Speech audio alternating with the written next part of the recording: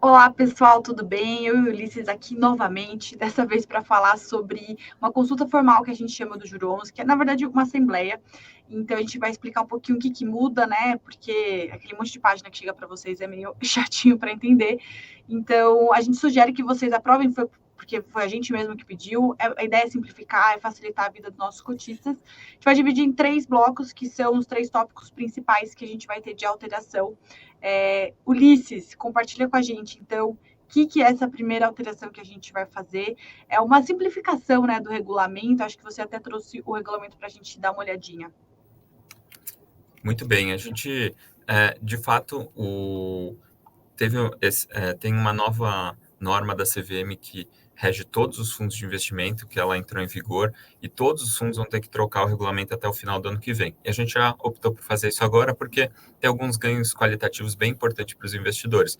Por exemplo, o regulamento que hoje tem 40 e tantas páginas vai para 20 e poucas páginas, ficando uma linguagem muito mais simples, muito mais conciso, muito mais objetivo, menos juridiquês. Então, a gente acha que isso é bom para o investidor. Além disso, ele traz uma vantagem, ele coloca responsabilidade limitada, que é uma proteção a mais para os investidores. Quando a gente pega a consulta, que formal, ela tem esse formato também bem juridiquês, e eu queria explicar os principais pontos para vocês. Então, para dar um exemplo, vou pegar aqui exatamente o primeiro tópico. O que a gente está fazendo?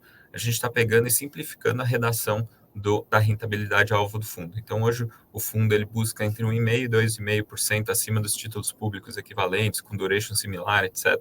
Então, assim, é uma linguagem complicada. Quando a gente, nos relatórios, a gente sempre defende que é muito mais simples. É o IMAB5 mais 2% ao ano. É isso que a gente busca. E é isso que a gente está propondo de alterar aqui. E assim como esse, tem outros tópicos aqui justamente que estão simplificando, né? Então, a forma como se vê os quórums dividido entre fundo e classe, que é como vai ficar agora no regulamento, muito mais simples de ver e entender. Algumas linguagens que a gente está deixando mais claro como tem que ser, seguindo ali as novas diretrizes da 175. Então, basicamente, essa parte toda de simplificação de regulamento. Então, a gente vai reformar o regulamento inteirinho, mas as principais mudanças elas estão passando aqui pela Assembleia. E, como eu falei, não tem mudança de estratégia nesse ponto, é mais mudança qualitativa que é boa para o investidor. Show. Segundo tópico, política de investimentos. A gente vai ter alteração também? Beleza. Bom, a estratégia do fundo, obviamente, ela não muda, mas a gente está sugerindo que tenha uma melhora, um aumento de flexibilidade para a gente poder alavancar. Onde que está isso? Quando a gente olha a consulta formal, tem esse monte de tabela, que é mais difícil de ler, mas é só a forma de colocar exatamente o que está na regulação, né? Então, não tem nenhuma novidade aqui. E aí tem essa tabelinha especificamente onde estão realmente as diferenças, né? Onde tem mudanças significativas. E aí eu coloco aqui, a gente trouxe um comparativo para mostrar o que muda exatamente, né? Então, se a principal mudança que tem é isso daqui, né? Alavancagem. Então, hoje o fundo não alavanca, a gente já trabalha com alavancagem em vários outros fundos, inclusive no CDI 11, por exemplo. A gente acha que é uma flexibilidade a mais que pode trazer oportunidades. A ideia não é alavancar sempre, mas é ter essa flexibilidade para quando surgirem oportunidades a gente alavancar. Então, essa é a principal mudança que tem e o resto decorre basicamente disso.